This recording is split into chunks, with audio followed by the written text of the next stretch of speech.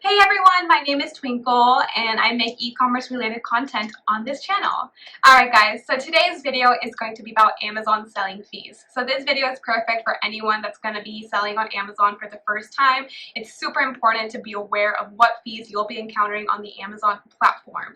These fees can include referral fee, an FBA fee if you're using Fulfilled by Amazon, or even FBM if you're doing Fulfilled by Merchant. There's also long-term storage fees and disposal fees, something that you may have to use in the future. But of course, I will be going over in depth about all these fees associated with selling on Amazon. Alright guys, so that's what today's video is about. So if that's something you're interested in, then please continue watching. I will see you guys in the next section to talk more in depth about what we had discussed. And of course, if you're interested in e-commerce related content, then feel free to subscribe to my channel and please give this video a like if this was informative. Alright guys, I will see you guys in the next chapter. So the first fee that we're going to be discussing today is the selling plan fee. So this fee is basically just for using the Amazon selling platform. You're going to be putting your product up on Amazon, so they're going to be charging you a fee for, using their platform to sell. Alright, so as you guys can see, there are two plans associated with a selling plan. There's an individual plan and there's a professional plan. The professional plan is a flat fee per month, while the individual plan is a fee per transaction or per item sold. So I am on the professional plan because there are more benefits associated with the professional plan. First of all, it's just a flat fee, but also you get access to certain tools such as advertising. If you're going to need advertising, which is likely what you're going to need because Amazon has become very competitive, a lot of people are aware about the opportunity to sell on Amazon, so that means a lot more competitive categories. It's not impossible to still succeed on Amazon. You're just going to need the help of advertising to really increase the visibility of your product, and it helps you with your organic ranking as well if you're doing PPC advertising. So the professional plan was really appealing to me in that aspect because it's a flat fee. I won't get charged per item transaction, and I will get access to advertising and other tools such as APIs and reports. So that's really important to get access to reports such as your advertising reports so you can optimize your campaigns accordingly.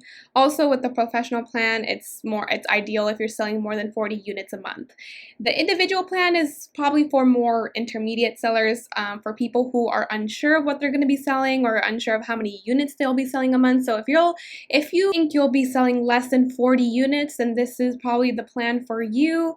And you don't care for advertising at the moment, you're kind of just getting your feet wet, you want to see what Amazon is like, and you kind of just want to explore this business model, then individual is something that you can try out for a little bit, and then maybe you can upgrade to the professional plan. A little FYI for you guys, let's say you have gotten the professional plan but you have yet to sell anything. Go ahead and contact Amazon and let them know that you have not sold anything yet you're paying this $39.99 a month fee. They will likely reimburse you for that because you haven't sold anything yet. So as you guys can see, these are two plans that you can choose from. People tend to choose the professional plan because you just get access to more selling tools such as advertising, while individual plan is very limited and it's more for people who are kind of just getting their feet wet and kind of just exploring this Amazon platform. So I highly recommend this professional plan because you're just paying a straight out flat fee with more benefits associated with it. Alright guys, so that was the selling plan fee for wanting to sell within Amazon. This was a charge that Amazon will be charging you for using their platform to make money. You will also be charged a referral fee. Basically, what the referral fee is, it's Amazon getting their cut from every transaction made. Generally, referral fees tend to be around 15%, but this is also dependent on the category that you will be entering or selling in. So as you guys can see, we have a chart that's providing referral fees depending on the category you're entering. So for example, if you're selling a product that's within the 3D printed products category, you will be charged a referral fee percentage of 12%. So this is basically 12% of whatever price you had set that product for. So the referral fee minimum here is 30 cents. So basically what the referral fee is, it's going to be charging you a certain percentage of fee within for every transaction you're making from your product. But this is also dependent on the category you're entering. As I mentioned before, you guys, it's usually around 15%. This tends to be for most categories, but there are some exceptions for certain categories as well. So you're going to be paying a selling plan fee in addition to a referral fee.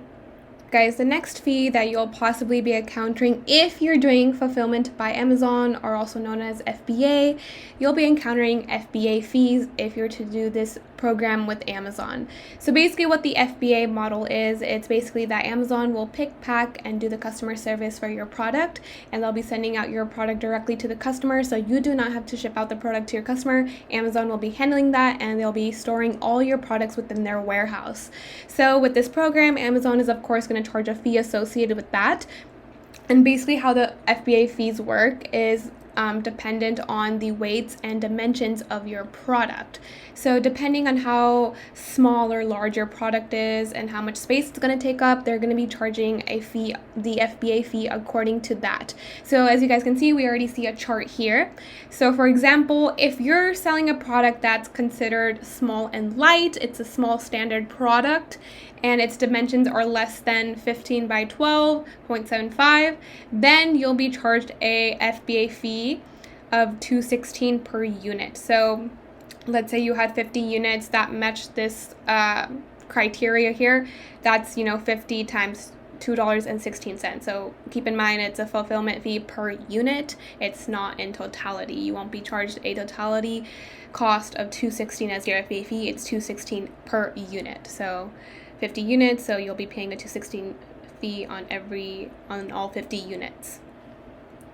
All right, so another example here, if you're selling an item that's considered large or standard and the shipping weight is 6 ounces or less, and with the maximum dimension allowed, 18 by 14 by 8, then your FBA fee will be $3.47 for that single unit. So as you guys can see, the FBA fee is according to size and weight and how much space it'll be taking up within their warehouse, because Amazon gets a lot of products within their warehouse, so they're wanting to price accordingly to how much your product is going to occupy space. So yeah, those are the FBA fees. It's just dependent on the size tier of your product, so you can use this chart as a useful reference in regards to seeing how much you'll likely be paying an FBA fee. Also known as fulfilled by merchant or fulfillment by seller. The prices are a little different according to what selling plan you have. So for example, if you have a professional selling plan under fulfilled by merchant, then you get to set your own shipping rates if you're not going to be doing the fulfillment by Amazon model, also known as FBA. And so you'll receive a credit from Amazon that matches that shipping rate so that you can, fulfill those orders for your customers. However, if you're under the individual plan, Amazon will have a set shipping rate for products, and individual sellers have to ship orders at the set rates, even if the shipping credit is less than total shipping costs. So no matter what, you won't be able to set your own shipping rates within an individual plan if you're doing FBM. Basically, Amazon will have a set shipping rate that you have to follow through with, even after receiving a shipping credit, if it's less than the shipping costs. It's really important to take into consideration the pricing you'll be putting on Amazon, so please keep that in mind if you are under an individual plan while doing fulfilled by merchant. So under the professional plan, you can set your shipping rates. However, under the individual plan, you will be having to put a shipping rate that's Amazon has set forth for you and have to follow through with that. And so we have a chart here. There's shipping credits associated with books, music, videos, and DVDs. If that's something you're planning on selling, you might want to look at this chart so that you're aware of how these rates will be looking like for you. Alright guys, let's go over these FBA storage fees. So as I mentioned, there's an FBA storage fee associated with selling on fulfillment by Amazon. And so as you guys can notice, there's a certain fee associated with January to September, and then those fees rise in October to December. So through January to September, we're seeing a 75-cent per cubic foot rate, and then in October, December, we're seeing that double or increase significantly to $2.40 per cubic foot. So what that means is that during this time, January to September, it's just a normal fee that Amazon has put out during these months. But October to December, that's literally the fourth quarter of the year, meaning it's the holiday season. So, sellers are definitely going to be ordering more within the warehouse, but that's going to be taking up so much more space. So that's why Amazon has increased their rate during this time, simply because of the holidays. Sellers are going to be ordering a lot more inventory, which means that's going to be occupying a lot more of their space within their warehouse. So in order to counter that problem, they decided to raise their rates so that people who are selling can, have more space for their products, and people who are not very selling well will probably feel discouraged to, double their inventory during this season. So it's just, Amazon being mindful of their inventory during this season, and that the right sellers can be, ordering as much as they need for their customers. So yeah, these are the FBA storage fees, and there are some other fees that you guys might also need to consider that you probably have not learned about, but Amazon also charges you fees associated with long-term storage fees. So let's go ahead and talk about that. So as you guys can see here, these additional selling fees include long-term storage fees. This is really dependent on how long you are storing your inventory within the warehouse. If you're not, selling at a good pace and your inventory is just sitting and is just not selling, then Amazon is definitely going to charge you extra fees and increase your fees for keeping that inventory within their warehouse. As I mentioned before, they have such limited space and they have so many sellers trying to store things in their warehouse that they're going to be, penalizing certain sellers for not selling anything and just keeping that inventory within their warehouse when other sellers are selling and they don't have space to, accommodate them. So you'll be charged long-term storage fees if you are keeping your inventory within the warehouse and not selling anything during your time.